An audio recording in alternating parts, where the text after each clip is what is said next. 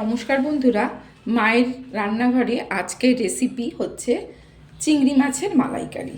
তাহলে চলুন দেখে নিই আমরা আজকে চিংড়ি মাছের মালাইকারি করতে গিয়ে আমাদের কি কি উপকরণ লাগবে।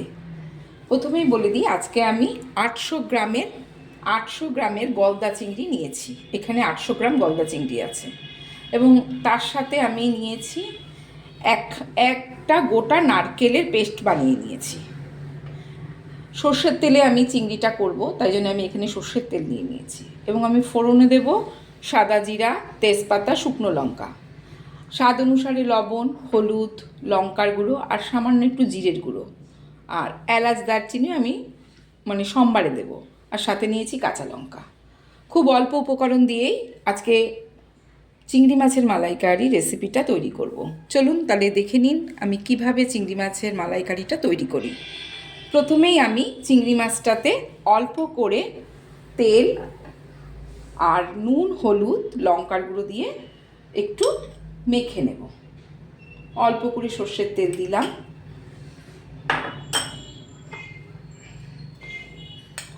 আমি অল্প করে লবণ দিলাম,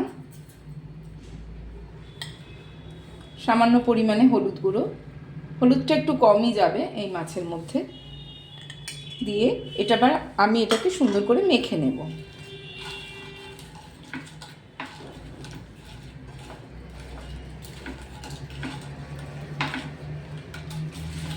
মেখে নেওয়ার পরে এরপর আমি চলুন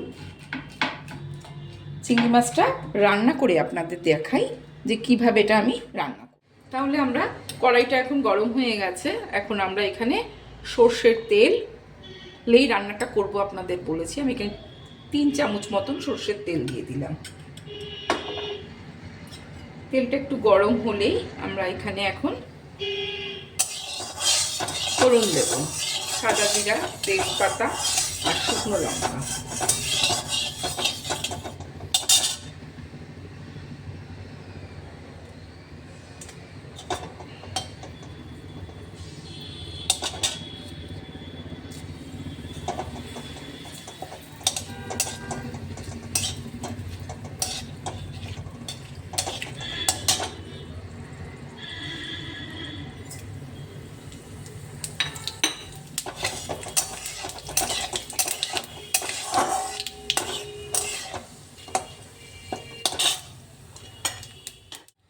তারপরে আমি এলাচ দারচিনি সোমবারে দিয়ে দিলাম। এরপর যখন এটা একটুখানি ফুটে এসছে, এবার আমি এখানে অল্প করে জিরে গুঁড়ো, লঙ্কা গুঁড়ো, স্বাদ অনুসারে লবণ, একটু হলুদ গুঁড়ো আর কাঁচা লঙ্কা দিলাম। কাঁচা লঙ্কাটা একটু ফাটবে, তার আগে আমি এখানে অল্প করে জল দিয়ে দিলাম যাতে মশলাটা পুড়ে না যায়।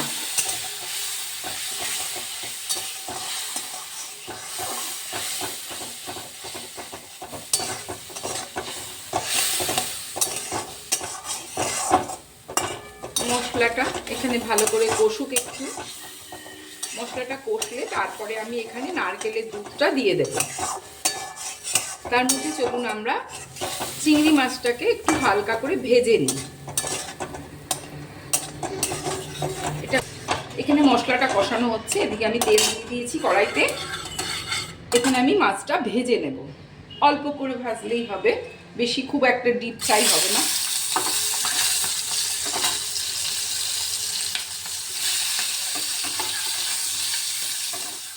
ভাজা হয়ে গেল, আবার আরেকবার দিতে হবে।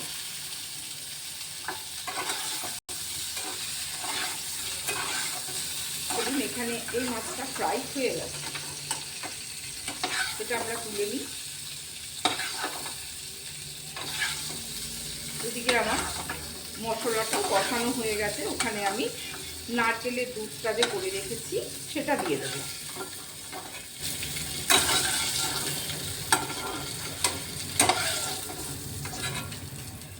আমি নারকেলের যে দুধটা বার করে রেখেছি সেটা আমি দিয়ে দেবো।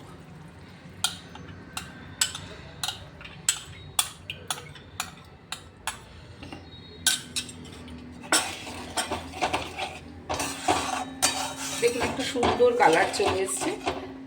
এটা থেকে যখনই একটু কষে যাবে তখন এটা থেকে তেল বেরোতে শুরু করবে। বাটিটা ধুয়ে আমি অল্প একটু জলও ওর মধ্যে অ্যাড করে দেবো।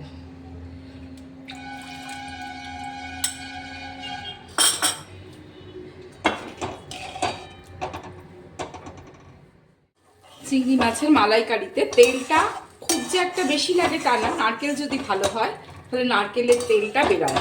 দেখুন অনেকটা কষে গেছে, এবার আমি চিংড়িটাকে এখানে অ্যাড করে দেবো, কারণ চিংড়িটা একটু সেদ্ধ হবে এবং চিংড়ির থেকেও আপনার তেল বেরোবে, মাছের যে তেলটা সব, আর এক্সট্রা আর কোনো কিছু তেল দিতে হবে না।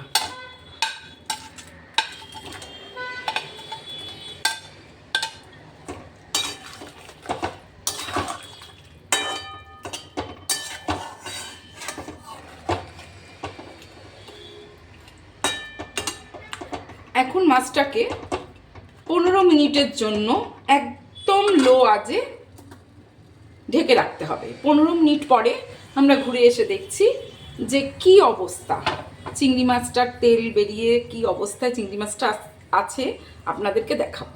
তাহলে চলুন আমরা 15 মিনিট পর দেখি কি অবস্থায় আছে। হয়ে গেছে, তাহলে চলুন দেখে নেওয়া যাক এখন চিংড়ি মাছটার কি অবস্থা আছে।